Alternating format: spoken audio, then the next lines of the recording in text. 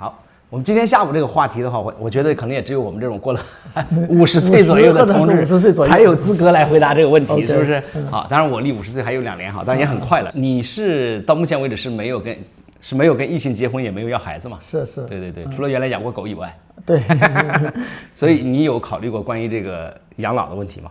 目前来说，可能还没有考虑太多，但是有一些年轻的人倒是问过，在他们看来，30多岁就开始为养老开始焦虑了，就问，哎呀，你都50加了，你会焦虑吗？就问我这个问题，我就说还好，其实我没有考虑那么多，感觉不是个很大的问题。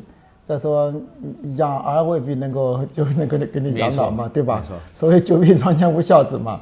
其实我现在就是说对养老不焦虑，还有一点就是关于，如果说你将来生了病，或者说需要人照顾的时候，按照现在科技进步来讲的话，靠机器人养老完全是可以实现的。我想到一个就是机器人，因为我最近看视频，有个人说他爸爸95岁了，他要给他爸爸去掏，他因为便秘，所以他需要去做这些事情。你觉得机器人可以做到这些吗？我觉得完全没有问题，而且这个肯定是他们在设计养老机器人的时候会考虑到的。一个是喂药、喂饭，包括就是像你讲的便秘的问题，甚至翻身、换尿袋啊，我觉得肯定是可以实现的，而且现在已经可以实现机器人帮病人翻身了。其实如果是养老机器人的话，它其实必须要解决这些最基本的问题。对，不然的话，你想看人家要个这个养老机器人干嘛呢？没错，是吧 ？OK，那所以就是说，咱们这个就别指望什么养儿防老了，说不定还被儿子给打一顿。其实你看到不止一个案例，就是说你让儿给你养老的话，就是你也是要付出钱的，虽然不是说按照那种付钱，你要是要付钱的，有可能付的更多，而且他的态度未必就那么好。包括有人如果说他能够负责任的话，付钱我觉得也是一个很好的方式。没错。有了这个机器人养老这个产业以后，好像我们这个关于养老的焦虑就会少很多。对。你觉得这一生走到现在，你是一个过得自由的一个状态的人吗？我总体感觉还好，就好像也没有受到太多的限制。当然一些大环境的问题可能是，这不光是我们可以面临的，可能很多人也面临的这个问题。是，就总体来说还可以。就是至少作为一个同性恋，你是相对活得比较真实的。像你这一代，就是很多的同性恋可能是要跟异性结婚，是要装成一个这个异性恋去生活。你搞过什么行婚什么之类的吗？没有实现身份认同之前，可能也会考虑跟女孩子谈恋爱。然后就是我实现自我身份认同之后，那我就知道，那不能去害别人，这是最基本的一点。所以呢，以后就不存在有什么行婚呀什么之类的。但是我的情况跟别人肯定不太一样，因为我，在我实现身份认同之前，我的父母都已经不在了，所以可能没有这个什么长辈催婚这个，或者说你那种纠结挣扎，所以这个就很难去定义。但是你还是有哥哥姐姐嘛？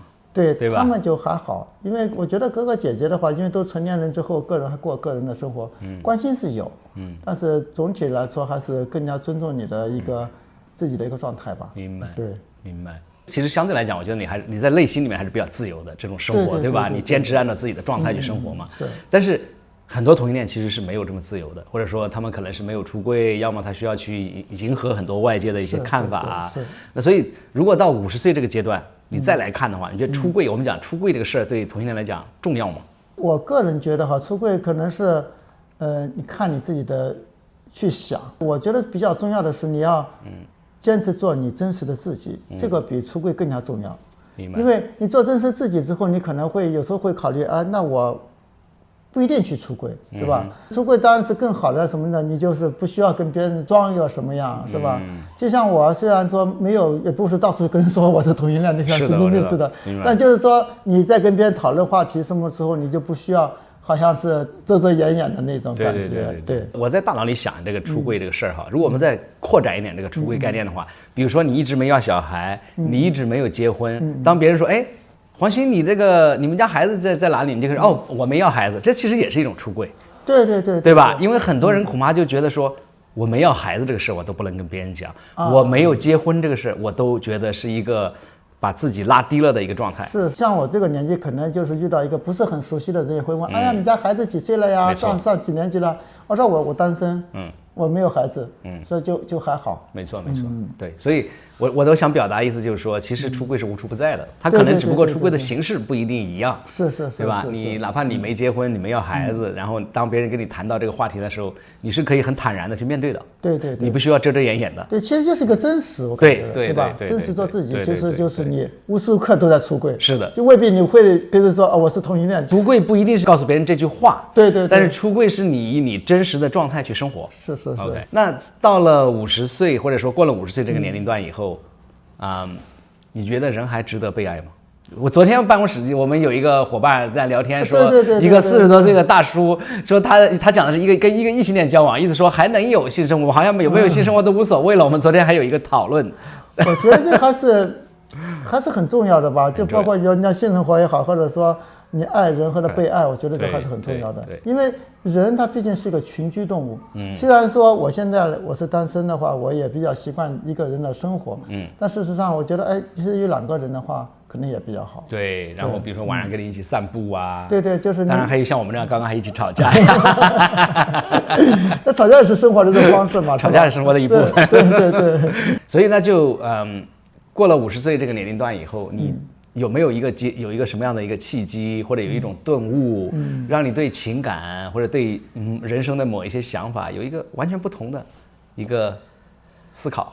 我感觉好像是40岁以后的话，可能会想得多一点啊，因为你也知道，我可能就是有一段时间是在缅甸待了10年嘛，我反而是最后就是一个人带着狗生活的时候，那就是说那一段时间。自己独处的那段时间，你可能慢慢会有些改变。明白。所以50岁以后就没有那么，我就一直对这个某一个时间点没有太大的一个感觉，就像别人讲18岁成年了，没有这个感觉。对。或者说突然过了50岁了，你就对养老有了更多的一个想法呀之类的。因为在我来讲的话，40多岁、50岁也好，好像一直都没有说会养老焦虑或者哪一点，我突然觉得，哎呀，我老了怎么办呀？怎么这样？明白。所以其实还有一个，就是因为你没有要孩子，所以我们对年龄的感觉没那么强。是。我有时候如果自己不是看身份证的话，我经常忘记我今天已经快50了。我有时候也会想算一下，去减一下得多少岁。我经常以为我自己30多，你知道吗？你这臭不要脸。我经常以为真的，我经常自己以为自己30多。对。那假设到你80岁的时候，没有一种缘分。没有一个人陪伴你，就你真的就一个人在面对后面的这个老年的这个生活的话，你会有什么样的一些感受？我觉得我也是能接受的。其实我还是属于一个比较能够自洽的人，因为可能是一个人也过了很长时间，甚至我现在想要我开始一段新的亲密关系的话，可能也是一个很大的挑战。它挑战是什么？就是说你形成了你自己的生活规律啊。就是说，你可能每个东西放在哪里，已经形成了习惯，对吧？如果说他来给你换了地方，你可能你不一定会生气，但你可能会不习惯。所以这个就是需要2个不断的磨合。而且作为成年人来的话，讲的话，你要是想改变你的一些生活习惯是非常困难的。所以呢，其实现在如果想开始一段新的亲密关系的话，事实上是一个非常大的挑战。OK，你可能要。放弃一些什么？就是你生活当中的一些习惯呐，一些东西，因为你必须要做一些妥协和磨合，是，你不能都按照你自己来了。对啊，对，所以这也是为什么有些年长的一些老同事很难打交道。是啊，说哎不行，这会儿时间是我睡觉的时间。对，其实这个讲的话，你有没有什么对和错之分？包括你的伴侣也好，他形成他的习惯，你可能也要去想到，那我是不是也要配合一下他的生活习惯？没错，对。其实你要真的是到80岁也没有伴侣，也还好吧。我现在来讲还好。不知道，我没到那个阶段。可能过了10年、20年之后，可能会想法不一样。明白。对，目前这个想法是的。你有想过，比如说，哎呀，如果有一天我要离开这个世界的话，我有什么是留给了这个世界，或者我想对这个世界说什么的？我个人现在就觉得好像还好。就是有时候想这个状态就是很奇怪，好像。我不想做一个什么名人，对，希望什么多高的成就，也没有，而且就遗憾对我来讲，我觉得也很正常，人生就是到处都充满遗憾的，对，也没有啥。现在的想法可能跟将来不一样，明白？就目前如果说以现在的心境想将来的话，我觉得还好，哎呀，走了就走了，已经离开这个世界了，也没有啥可放不下来之类的。因为今天未来妈妈她不是信佛嘛，我们今天还在讨论，我说。哎呀，你这现在信佛的话，其实，还不太够。我说你的修佛的状态达到我这个状态，你就可以了。OK， 我懂你的意思。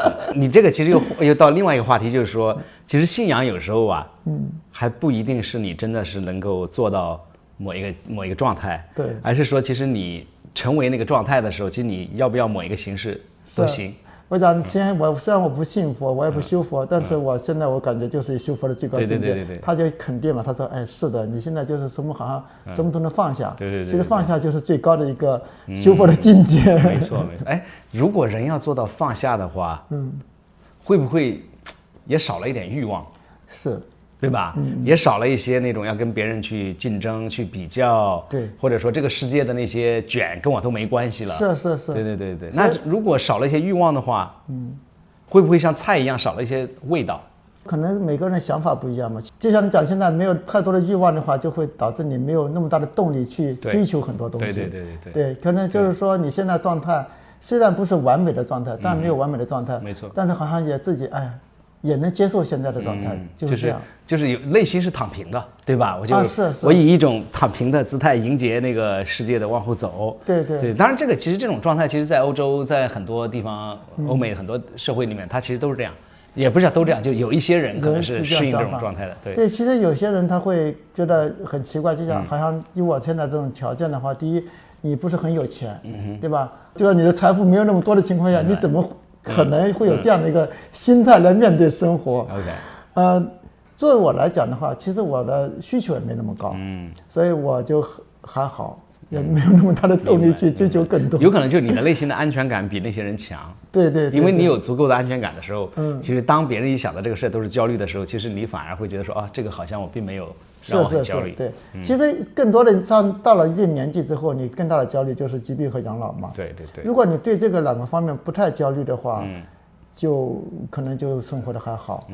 但是我们这个社会确实，你有发现，尤其中国社会，这种焦虑是无处不在的哈，大家都在这种焦虑里面。你是怎么能够超脱这种焦虑的？你想要的东西很多，但是你仔细去想，其实你需要的东西非常少。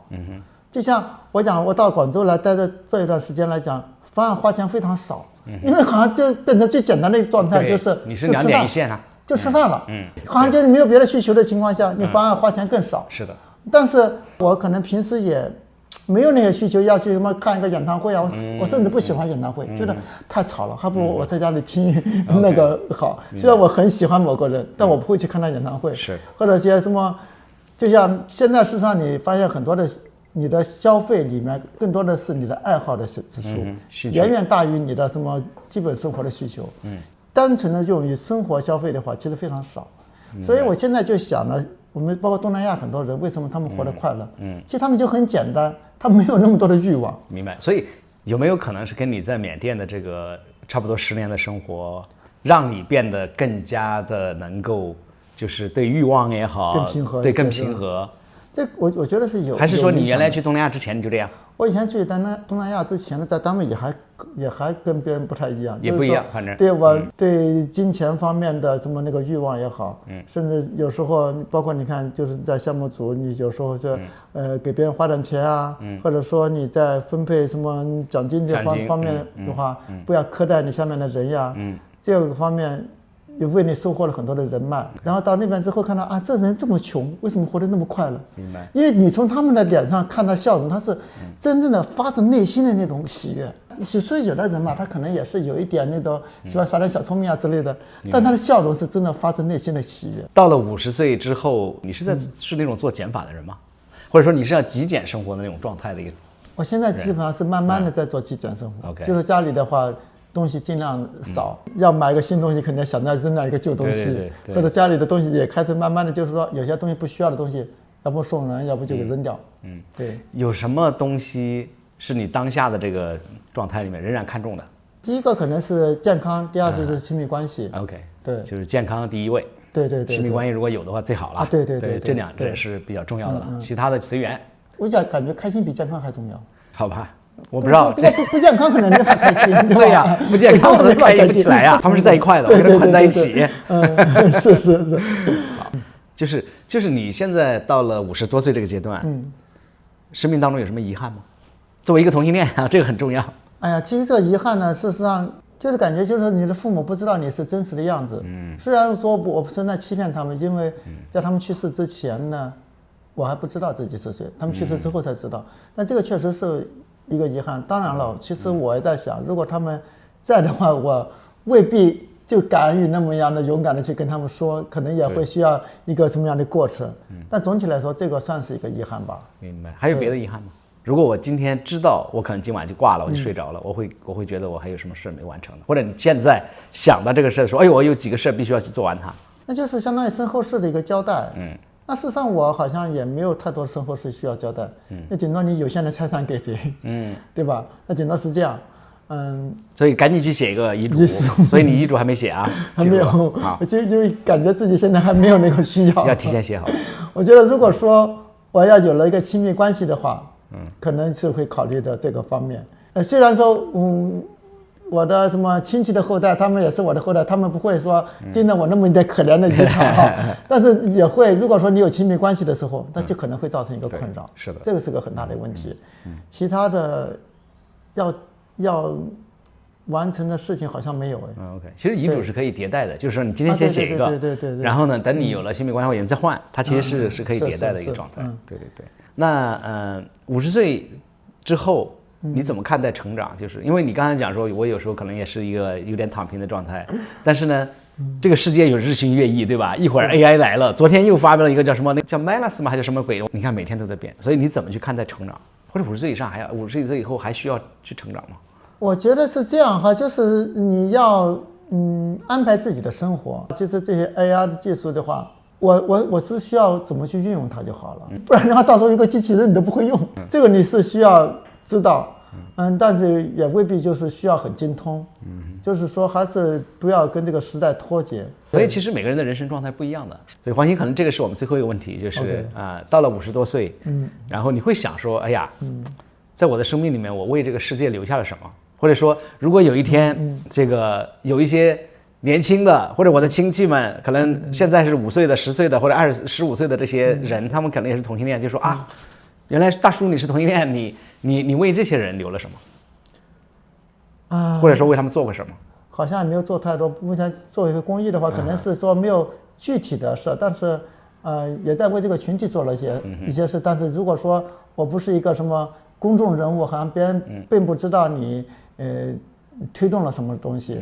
但是在这个做公益的过程中呢，我觉得我还是有所贡献。